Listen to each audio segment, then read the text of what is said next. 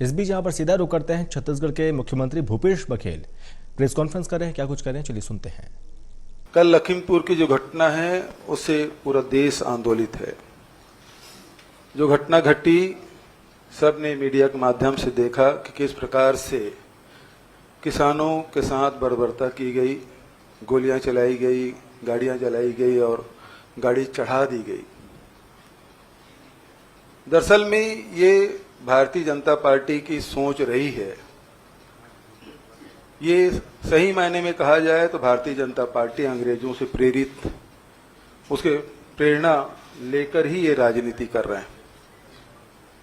आपको स्मरण होगा कि 1917 में गांधी जी ठेका खेती के विरोध करने जो चंपारण गए थे। 1919 के जलियांवाला बाग को कोई भूला नहीं। 1921 में शांतिगंज में वहां भी अंग्रेजों ने गोलियां चलाई थी, जिसका विरोध नेहरू जी करने गए थे रायबरेली। आदरणीय साथियों, ये जो आंदोलन है वो 3 काले कानून जो बनाए गए उसके विरोध में पूरे पंजाब, हरियाणा, उत्तर प्रदेश, राजस्थान, अन्य प्रदेशों में इसका विस्तार हुआ। ये 3 काले कानून के खिलाफ में विभिन्न राज्यों ने विधानसभा में भी प्रस्ताव पारित किया, जिसमें पंजाब, राजस्थान, छत्तीसगढ़, पश्चिम बंगाल और तमिलनाडु जैसे राज्यों में इसके खिलाफ में प्रस्ताव पारित किए गए। लेकिन इनकी हठधर्मिता आपने देखा कि किस प्रकार से ये बात कर रहे हैं। खासकर खट्टर साहब के बात, उन्होंने कहा कि किसान आंदोलनकारियों को लाठी भांजो, जेल जाओ, बड़े नेता बन जाओ। लखीमपुर में जो केंद्रीय गृह राज्य मंत्री हैं, उन्होंने कहा सुधर जाओ नहीं तो हम सुधार देंगे। फिर आप भारतीय जनता पार्टी के जो ऑफिशियल पोस्ट है उसमें हमारे जो किसान नेता हैं राकेश टिकैत जी, उसको किस प्रकार के किस भाषा से का प्रयोग किया गया सभी जानते हैं। और लखीमपुर की घटना से ये बात तय हो गया है कि भारतीय जनता पार्टी को किसान बिल्कुल पसंद नहीं है।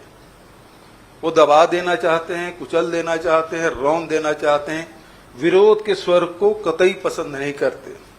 ये एक तानाशाही रवैया, और इसके विरोध में कल जब घटना घटी तो हमारे राष्ट्रीय महामंत्री और यूपी के प्रभारी आदरणीय प्रियंका गांधी जी वहां लखनऊ से सड़क मार्ग से जा रही थी।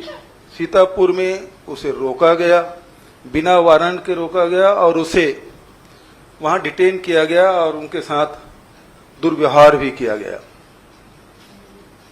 उसी प्रकार से जब ये घटना घटी तो मुझे भी, क्योंकि ऑब्जर्वर हूं, मुझे आईसीसी से निर्देश हुआ कि मैं उत्तर प्रदेश जाऊं और वहां लखनऊ के लिए मैंने जाने की व्यवस्था की, तो मुझे भी लखनऊ उतरने नहीं दिया गया।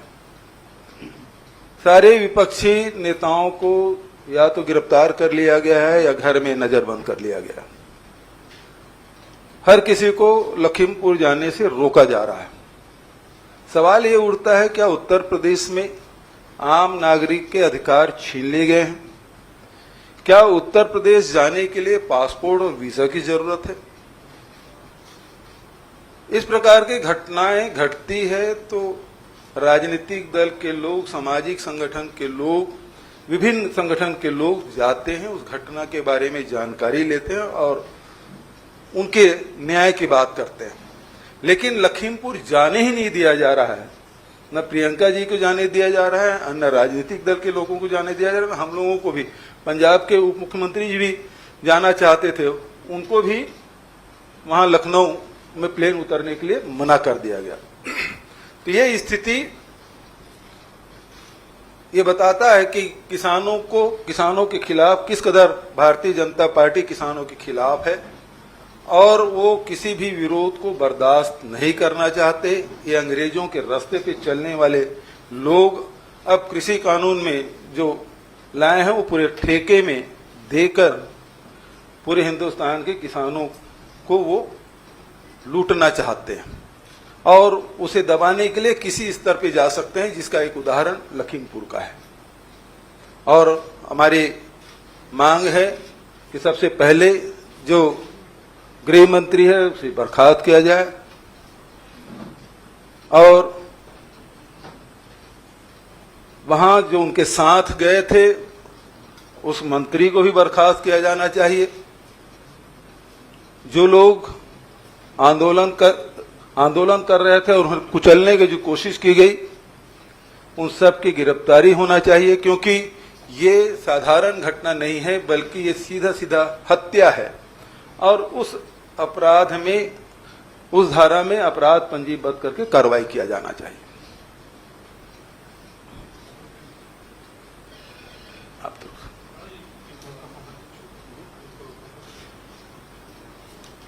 कंपनसेशन 1 करोड़ होना चाहिए।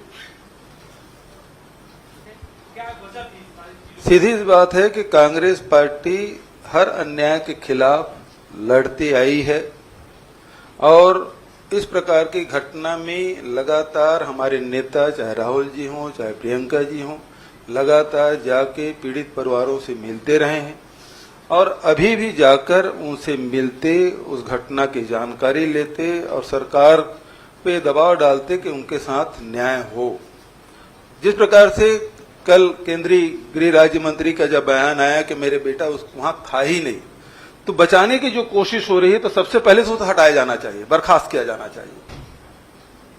और जिस प्रकार से वो बचाने की कोशिश कर रहे हैं अपने बेटे को, तो उनके खिलाफ भी, क्योंकि वो साक्ष्य छुपाने का काम कर रहे हैं, तो उसके खिलाफ भी वही धारा लगना चाहिए जो उसके बेटे के खिलाफ लगा है या लगाना जाना चाहिए। दूसरी बात यह है कि हमें क्यों रोका जाना चाहिए। एक चुने हुए जनप्रतिनिधि हैं और वहां कोई आंदोलन, प्रदर्शन या सरकार को ऐसी स्थिति में लाने तो जा नहीं रहे थे। हम तो केवल पीड़ित परिवार से मिलने जा रहे थे।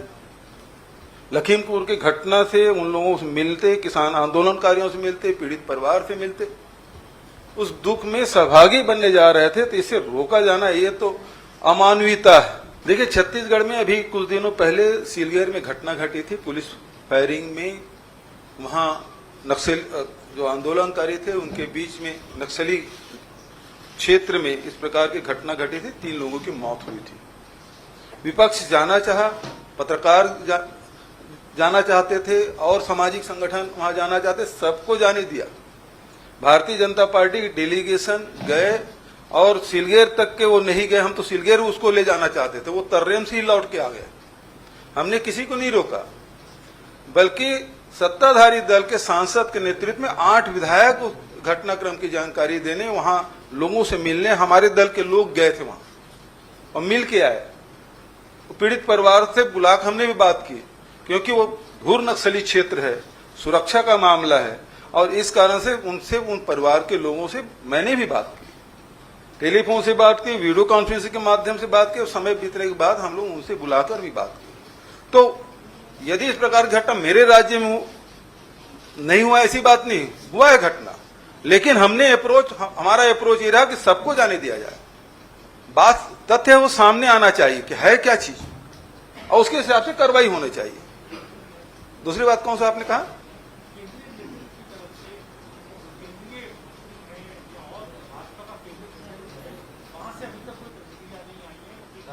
बिल्कुल सही बात है। जब इतनी बड़ी घटना घट गई, प्रधानमंत्री की तरफ से न कोई ट्वीट आया है, न ही भारतीय जनता पार्टी जो सत्ताधारी दल के उनके द्वारा से कोई वक्तव्य आया है, बल्कि हमारी तो मांग है उस मंत्री को तत्काल बर्खास्त किया जाना चाहिए।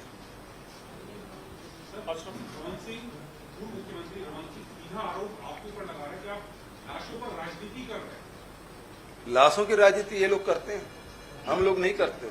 हम लोग शहादत देने वाले लोग में हैं, ये लोग सत्ता की राजनीति करते हैं।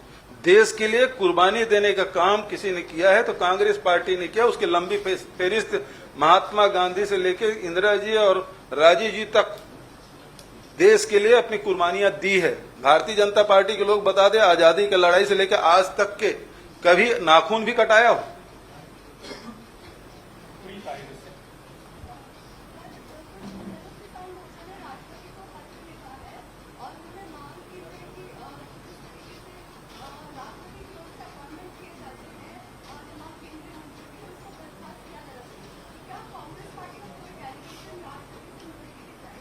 अब ये तो AICC तय करेंगे मैडम, लेकिन हम तो इस मंच के माध्यम से सीधा प्रधानमंत्री से ही करें कि ऐसे मंत्री जो ये कहते हैं कि आप सुधर जाओ नहीं ठीक करवा दूंगा, ऐसी भाषा बोलने वाले व्यक्ति केंद्रीय मंत्रिमंडल में हो, इससे ज्यादा शर्मनाक बात मोदी सरकार के लिए क्या हो सकता है?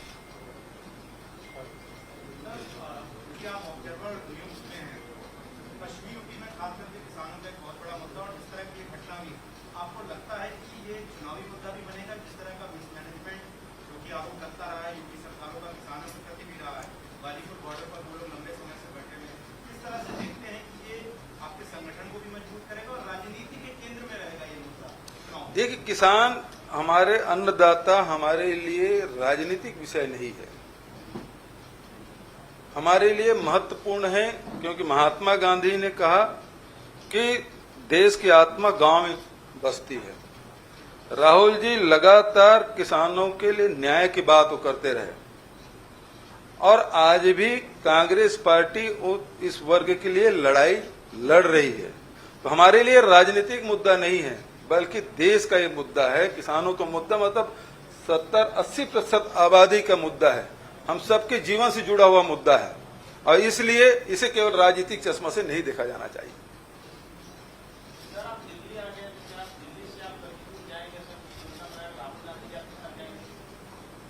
मैं तो वहां जाना चाहता था लखीमपुर, मुझे उतरने नहीं दिया गया। मैं अब भी कोशिश करूंगा कि मुझे लखीमपुर जाने दिया जाए। मैं फिर दिल्ली आया हूं, तो दिल्ली से आपसे चर्चा करने के बाद शायद योगी आदित्यनाथ जी कुछ उसके निर्णय में बदलाव आया और हम लोगों को अनुमति मिले, विपक्ष के लोगों को। तो मैं नहीं, बहुत सारे साथी जाना चाहेंगे, क्योंकि इतनी बड़ी घटना जिसमें किसानों को रौंद दिया गया है, इतना दर्दनाक, इतना विभत्स और कोई दूसरा दृश्य नहीं हो सकता।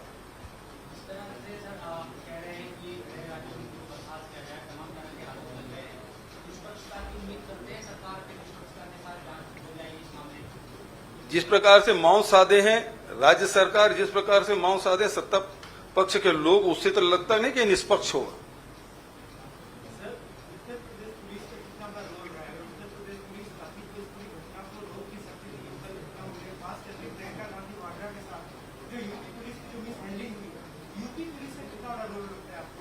यूपी पुलिस के बारे में, चाहे वो हाथरस की बात हो, चाहे अभी गोरखपुर की बात हो, वो सब पूरे देश देख रहा है। तो किस प्रकार से वो मिस हैंडलिंग कर रहे हैं और किस प्रकार से योगी आदित्य के राज्य में वो निरंकुश हो गए हैं, उसके बारे में सब देख रहे हैं। इससे उम्मीद नहीं की जा सकती। और जिस प्रकार से प्रियंका जी के साथ जो दुर्व्यवहार किया गया है, वो तो बेहद निंदनीय है। किसी महिला के साथ इस प्रकार से व्यवहार करना तो मैं समझता हूँ कि उचित नहीं।